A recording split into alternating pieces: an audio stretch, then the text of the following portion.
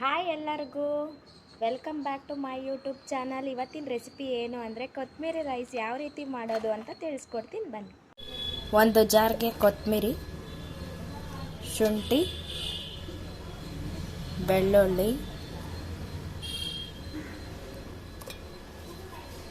ಒಂದು ಈರುಳ್ಳಿ, ಹಸಿಮೆಣಸಿನ್ಕಾಯಿ ಒಂದು 3, ಸ್ವಲ್ಪ ನೀರನ್ನ ಆ್ಯಡ್ ಮಾಡ್ಕೊಂಡು ನುಣ್ಣಗೆ ರುಬ್ಕೋಬೇಕು. ಒಂದು ಬಾಣಲೆಗೆ ತುಪ್ಪ ಹಾಕೊಂಡು ಸ್ವಲ್ಪ ಎಣ್ಣೆನ ಸೇರಿಸ್ಕೊಳ್ಳಿ.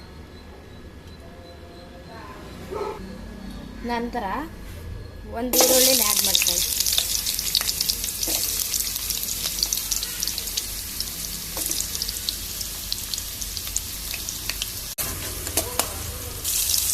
ಎರಡು ಹಸಿಮೆಣಸಿನ್ಕಾಯಿನ ಹಾಕ್ಕೊಳ್ಳಿ. ಉಪ್ಪು ನಿಮಗೆ ಎಷ್ಟು ಬೇಕೋ ಅಷ್ಟೇ ಆ್ಯಡ್ ಮಾಡ್ಕೊಳ್ಳಿ. ಈರುಳ್ಳಿ ಫ್ರೈ ಆದ ನಂತರ ರುಬ್ಬಿಟ್ಕೊಂಡಿರ್ತೀವಲ್ಲ ಆ ಪೇಸ್ಟ್ನ ಆ್ಯಡ್ ಮಾಡ್ಕೊಳ್ಳಿ. ಗ್ರೀನ್ ಕಲರ್ಗೆ ಗ್ರೀನ್ ಪೌಡರ್ ಸ್ವಲ್ಪ ಆ್ಯಡ್ ಮಾಡ್ಕೊಳ್ಳಿ. ಇದು ಪೇಸ್ಟ್ ಹಾಕಿರ್ತೀವಲ್ಲ ಅದು ಎಣ್ಣೆ ಬಿಡ್ಕೊಳೋ ತನಕ ಚೆನ್ನಾಗಿ ಫ್ರೈ ಮಾಡ್ಕೊತಾನೇ ಇರಬೇಕು. ನೋಡ್ತಾ ಇದ್ದೀರಾ, ಸೈಡಲ್ಲೆಲ್ಲ ಆಯಿಲ್ ಬಿಡ್ಕೊತಾ ಇದೆ. ಪೇಸ್ಟು ರೆಡಿ ಆಗಿದೆ. ಇದು ಸೈಡಿಗೆ ಇಟ್ಕೊಬಿಡೋಣ. ಇವಾಗ ರೈಸ್ನ ಆ್ಯಡ್ ಮಾಡ್ಕೊಂಡು ಮಿಕ್ಸ್ ಮಾಡ್ಕೊಳ್ಳಿ.